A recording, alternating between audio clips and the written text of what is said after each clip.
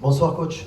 C'est une victoire importante pour votre équipe après les derniers résultats. Est-ce que vous pouvez nous expliquer comment vous avez vécu cette rencontre? Est-ce que les joueurs, avec le résultat, ont répondu à vos attentes?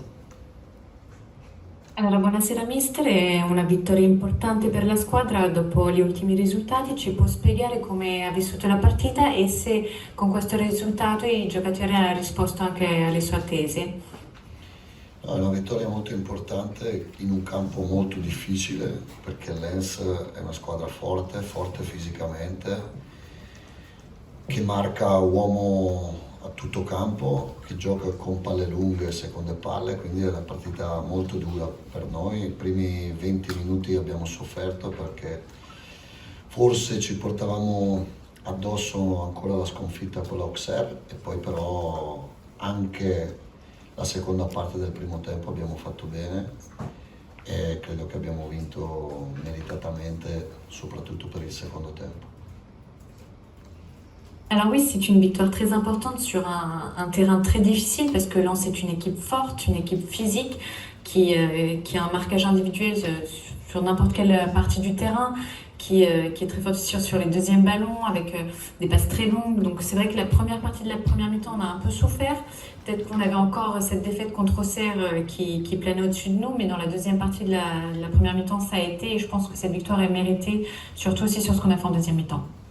Vous aviez fait des choix forts au niveau des hommes. Votre système aussi a été un petit peu modifié. Est-ce que vous pouvez nous expliquer un petit peu ce que vous vouliez faire, ce que vous vouliez que votre équipe fasse véritablement sur le terrain avec cette disposition-là? Allora, ha fatto delle scelte importanti a livello di giocatori, anche a livello di sistema qualcosa è cambiato, quindi ci può spiegare cosa esattamente voleva fare in campo con questa animazione, con questo sistema?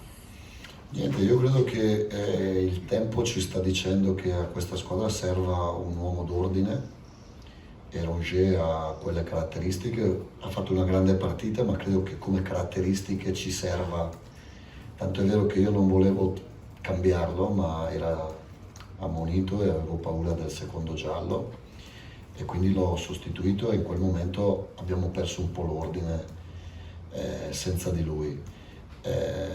Luis Enrique è un giocatore di fascia, può giocare bene a destra e a sinistra. Mason Greenwood l'ho messo un po' più vicino alla porta per togliergli il lavoro difensivo che deve imparare a farlo ma che non è una sua caratteristica farlo e più o meno ho cercato di mettere i giocatori nelle loro posizioni ideali. Qualcuno non lo è perché Kondogbia non è un difensore centrale, però in questo momento è il giocatore che mi dà più garanzie, quindi gioca lui.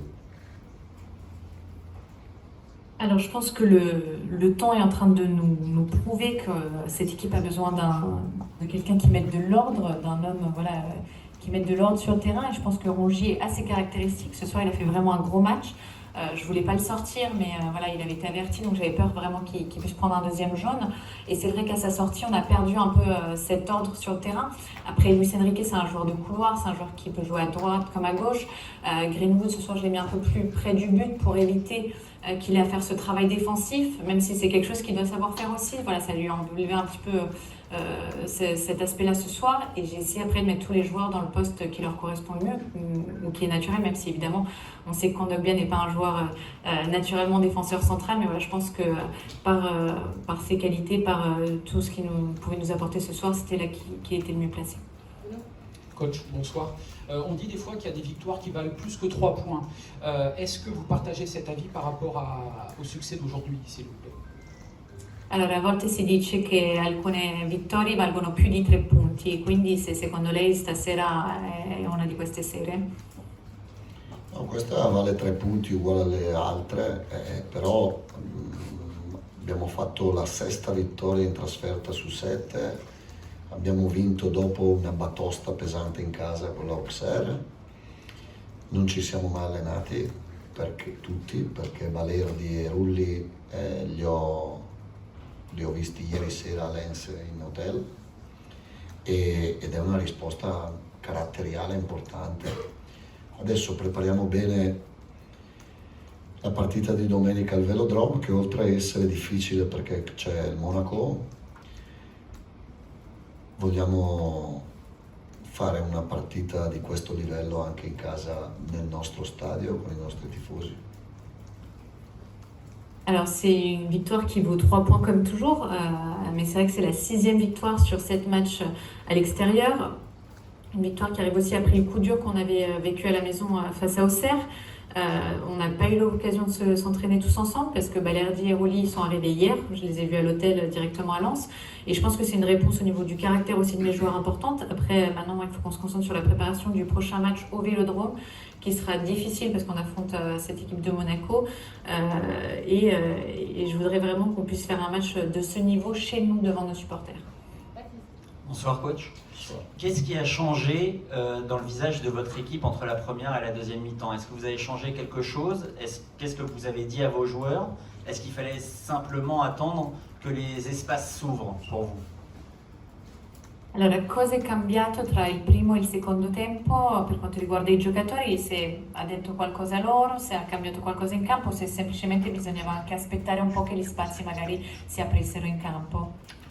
Esattamente quello, un po' la partita, perché cambia, all'interno della stessa partita ci sono momenti diversi e poi ci siamo tolti di dosso un po' quello che è stato l'Auxerre in casa.